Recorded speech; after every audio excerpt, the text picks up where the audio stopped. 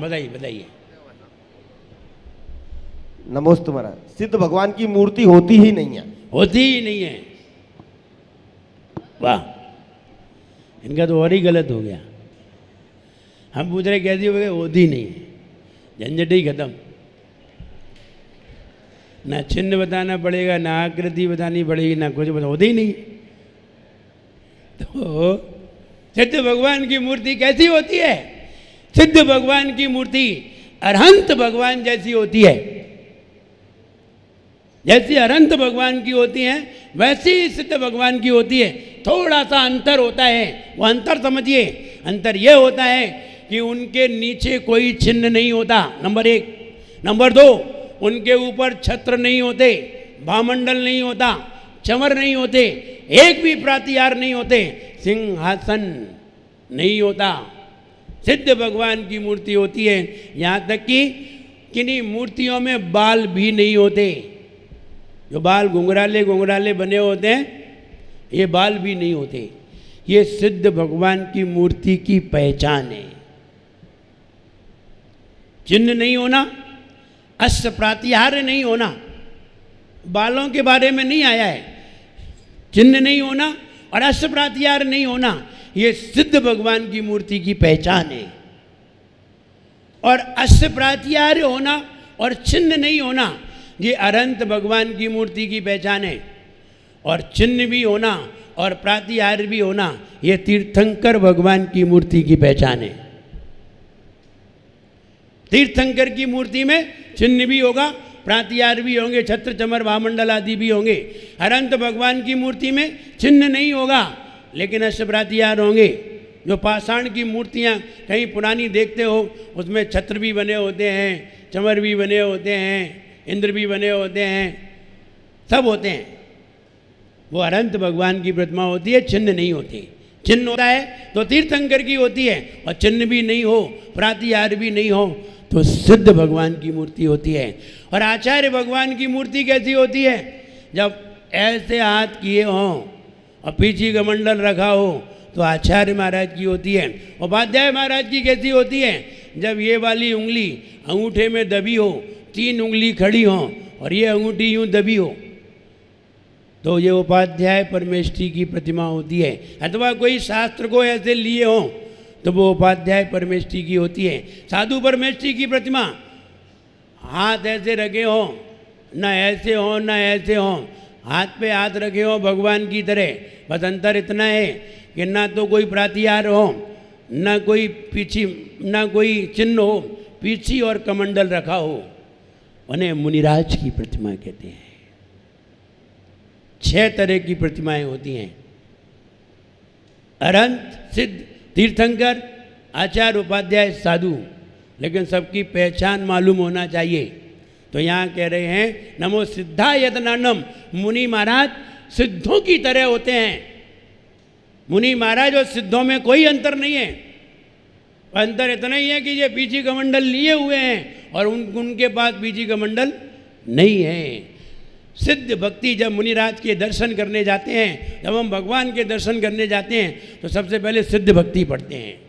सिद्ध और मुनिराज के भी दर्शन करने जाते हैं, तो सबसे पहले सिद्ध भक्ति पढ़ते हैं। तो मुनिराज में और भगवान में कोई अंतर नहीं है।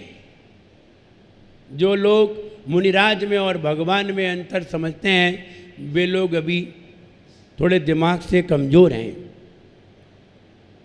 इन्हें मजबूत होना पड़ेगा, क्योंकि मुनिराज में और भगवान में कोई अंतर नहीं है। मुनिराज को भी भगवान कहते हैं। जय बोलो 3 कम 9 करोड़। किनकी? किनकी? मुनिराज की। मालूम है? इसमें 8,98,502 अरहंत भगवान भी हैं। 8,98,502, 3 कम 9 करोड़ में केवली भगवान भी हैं, अरहंत भगवान। और 598 वे भी हैं जो 14वें गुणस्थान में हैं, उनकी भी संख्या इसमें मिली हुई है 3 कम 9 करोड़ में। तो बताइए अरहंत भगवान को क्या कहा जा रहा है? 3 कम 9 करोड़ मुनिराज। तो भगवान को क्या कह रहे हैं? मुनिराज। और कभी कभी कहते हैं कुंद कुंद भगवान। कुंद कुंद भगवान कौन थे? मुनिराज, आचार्य। कभी आचार्य को भगवान कहा जाता है, कभी मुनिराज को भगवान कहा जाता है, कभी भगवान को भी मुनिराज कहा जाता है। मुनिराज और भगवान में कोई अंतर नहीं है। आचार्य भगवान, आचार्य भगवान, तो आचार्यों को भगवान कहा जाता है। कोई मुनि महाराज को भगवान कहते हैं, भगवान। मुनिराज को भगवान कहते हैं, और भगवान को भी 3 कम 9 करोड़ मुनिराज में भगवान को भी मुनिराज कहते हैं। तो मुनिराज और भगवान में कोई अंतर नहीं है, चाहे मुनिराज को भगवान कहो या भगवान को मुनिराज। जब हम घर पे चौका लगाते हैं और कोई मुनिराज हमारे घर पे आते हैं तो ये समझना चाहिए भविष्य के भगवान मेरे घर पर आए हैं। कौन आए हैं? सिद्धों की श्रेणी में आने वाला जिनका नाम है, ऐसे सब ऋषि मुनियों को मेरा बारंबार प्रणाम है। सिद्धों की श्रेणी में आने वाला जिनका नाम है। तो हमारे घर पर कौन आए हैं? मुनिराज नहीं आए हैं, मेरे घर पर भगवान आए हैं। और आपका घर कितना धन्य होगा जब भगवान आएंगे। तो भगवान आने से हमारा घर पवित्र होगा, हमारा मन पवित्र होगा, हमारा परिवार पवित्र होगा, हमारा घर द्वार पवित्र होगा, सब पवित्र होंगे। हमारा भोजन पवित्र होगा, हमारा जल पवित्र होगा, और क्या हमारी आत्मा भी पवित्र। अब और किसको पवित्र करना है? एक मुनिराज के आने से। तुमने ऐसी कौन सी विशेषता कर ली जो कि तुमने बहुत बड़ा त्याग कर दिया हो, लेकिन एक मुनिराज तुम्हारे घर पे आ गए, कितना बड़ा तुमने काम कर लिया। इसलिए सिद्ध आयतन वे मुनिराज सिद्ध भगवान के बराबर हैं। सिद्ध भगवान को या मुनिराज को कोई फर्क नहीं पड़ता, अंतर इतना ही है अभी इनकी आत्मा के ऊपर शरीर का आवरण है और उनकी आत्मा के ऊपर शरीर का आवरण नहीं है, इतना ही अंतर है। और अंतर देखना है, अगर आप किन्हीं भगवान को जो आपके मंदिर में विराजमान है, ये वाले भगवान निकल के अभी सड़क पे खड़े हो जाएं तो कैसे लगेंगे? कैसे लगेंगे? मेरे जैसे। और हम अगर वेदी में जाके बैठ जाएं तो हम कैसे लगेंगे? भगवान जैसे। इसलिए मुनिराज में भगवान में कोई अंतर नहीं है। और इनमें कोई अंतर समझ रहा है वो आदमी नहीं है कोई व्यंतर जो समझता है मुनिराज और भगवान में अंतर। वो आदमी कहाँ है कोई व्यंतर। इसलिए मुनिराज और भगवान एक ही क्वालिटी के हैं। ये तो तुम्हारी समझ में नहीं आ रही है। कल कोई केवल ज्ञान प्राप्त कर लेगा, वही मुनिराज थे, वही भरत थे जो राज्य किया करते थे, मुनिराज बने। और मुनिराज बन के वे ही बाहुबली थे जो मुनिराज बन के खड़े हुए थे, और 1 साल बाद वे ही भगवान थे। तो भावी नय की अपेक्षा से मुनिराज को भगवान कहा जाता है, और अतीत निगम नय की अपेक्षा से भगवान को भी मुनिराज कहा जाता है। सत्य है, गलत नहीं है। आइए अर्थ देखते हैं। चित्र में देखिए, एक श्रावक बैठा हुआ है। श्रावक ध्यान मुद्रा में बैठा हुआ है, और चारों तरफ क्रम से देखिए हाथी, शेर, जैसे जैसे मद आए हैं बिल्कुल वैसे वैसे ही क्रम से दिए हैं। हाथी एक उसमें हाथी है, फिर उसके बाद शेर है, उसके बाद अग्नि है, उसके बाद अलग अलग 8 प्रकार के भय बताए हैं। और 8 प्रकार के भय बताए हैं तो आचार्य महाराज कह रहे हैं जो व्यक्ति आपका ध्यान करता है, आपके ध्यान में लीन हो जाता है, वो व्यक्ति इन 8 भयों से मुक्त हो जाता है। उससे ये 8 भय भयभीत नहीं कर पाते, भय खुद ही भयभीत हो जाते हैं। भय को भयभीत करना हर किसी के बस की बात नहीं है। और वो ध्यान कर रहा है और ध्यान करते हुए वो आचार्य मानतुंग महाराज कह रहे हैं, हे भगवान, आपका ध्यान करने से 8 प्रकार के भय से वो श्रावक, वो भक्त मुक्त हो जाता है। इसलिए हमें ऐसे आदिनाथ भगवान एक का ध्यान करने से अगर 8 भय मुक्त होते हैं तो हमें एक का ध्यान करना ही चाहिए, वरना किसी का भी ध्यान करने से एक भी भय छूटता नहीं है।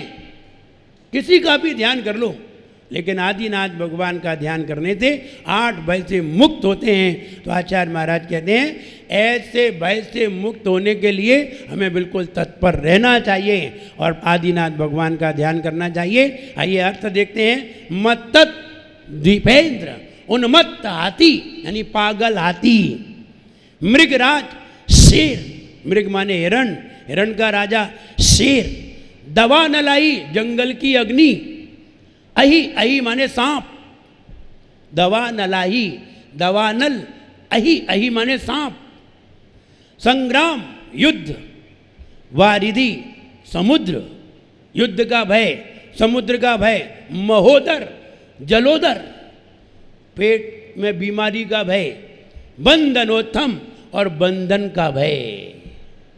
8 भय हो गए। पागल हाथी, शेर, जंगल की अग्नि, सांप, युद्ध भूमि, समुद्र, जलोदर और बंधन। तस्यास, तस्य उसके, आंसू शीघ्र ही नाशम उपयाति, नाश को प्राप्त हो जाते हैं। भयम, भय के कारण भी वे सारे भय, भय के कारण ही नाश हो जाते हैं। कोई डर के कारण ही मर जाता है, मराया नहीं था, डर के कारण मर गया। तो डर से भी मर जाते हैं, लेकिन वे विरले ही होते हैं जो डर को भी डरा देते हैं। वे ही ताकतवर कहे जाते हैं जो डर को भी डरा देते हैं। क्या होता है डर और कैसा होता है डर, हम देखें तो एक मंदिर था मेरे गांव में, मेरे शहर में एक मंदिर था 3 मंजिल का। वहां लोगों ने बताया इसमें व्यंतर रहते हैं। हमने कैसे पता करें? बोले एक बार व्यंतर ने हमें उठाया और उठा करके हमें कील में ठोक दिया। तो जो दीवार में कील लगी थी मेरे यहाँ घुस गई और हमें खूब खून निकला। बाद में हम ठीक हुए, लेकिन आज भी वो चिन्ह बना है। ऐसा कहते थे। मैंने कहा तुम्हारी आंखों के सामने आया? बोले सामने क्या आया, हमें उठा के पटका उसने। तो हमने कहा कहाँ है, कौन से मंदिर में? बोले ये वाले मंदिर में। ऊपर कोई भी नहीं जाता था, रात्रि को गेट बंद, कोई जाता ही नहीं था। हमने माली को बुलाया, इधर ला, गेट खोल और कह देना ऊपर हम बैठे हैं और हम 2 घंटे बाद नीचे आएंगे। रात्रि में 7 बजे से लेकर 9:30 बजे तक ऊपर ही बैठते भगवान के सामने। और हम ये कहते अगर व्यंतर है तो मेरे सामने आए और अपनी ताकत दिखाना है तो मुझे दिखाए। यद्यपि उस समय हम महाराज नहीं थे, उस समय तो हम एक घर में रहने वाले एक श्रावक थे। गृहस्थ तो कह नहीं सकते, गृहस्थी होती तब गृहस्थ होते। तो श्रावक थे। श्रावक दोनों जगह चल जाता है।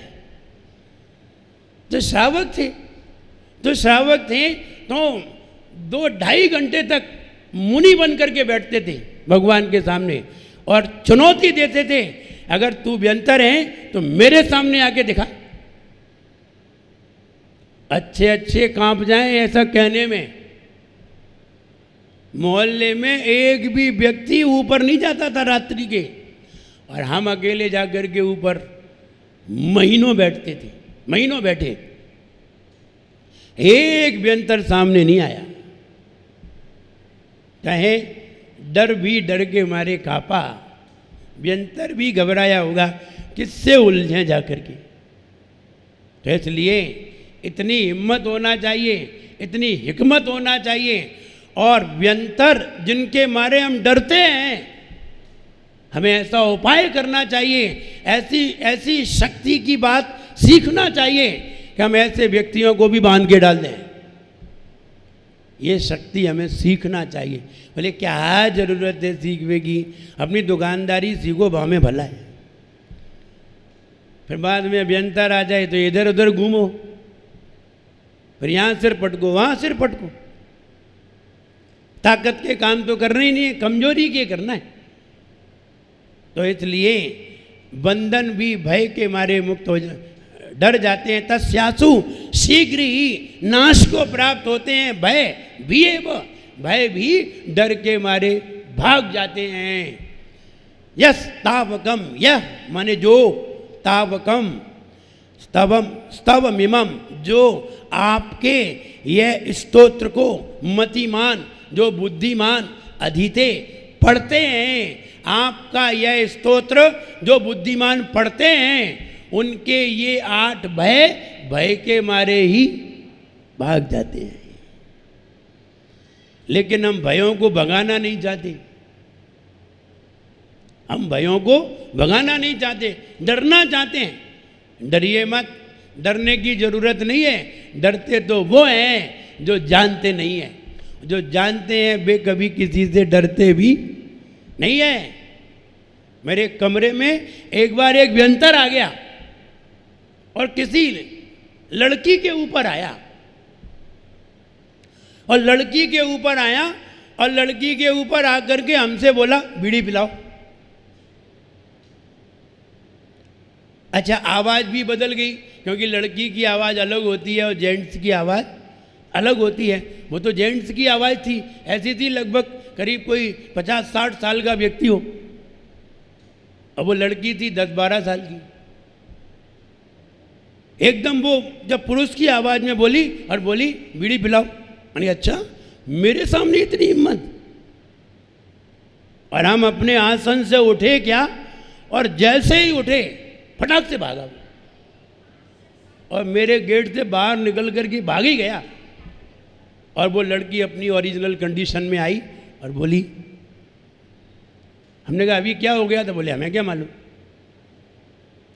तब हमने उस व्यंतर का सामना देखा।